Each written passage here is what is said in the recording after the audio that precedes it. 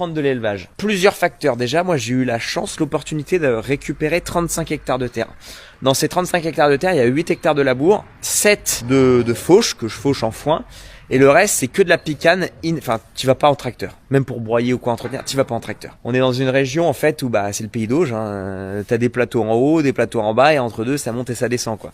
Et dans ces endroits-là, pour exploiter, voilà, des bêtes, hein. Pourquoi c'est une région aussi à élevage? Parce que, voilà, il y a des endroits qui peuvent être que exploités par des animaux. Donc, c'était de se dire, voilà, on a ça, donc, quand même, faudrait remettre des animaux. En plus de ça, ça permet de diversifier l'exploitation, c'est-à-dire que pas jouer tout le revenu de l'exploitation que par le produit des récoltes. C'est bien quand tu fais 2 années à mauvaise récolte avec du mauvais blé, du mauvais maïs, et en plus que les prix ne sont pas là et que les intrants sont plus chers. Bon, je vais pas commencer à pleurnicher que j'ai pas de sous, c'est pas le cas, mais c'est pas mal de pas avoir tous tes œufs dans le même panier, d'avoir une autre source de revenus sur la ferme qui est différente.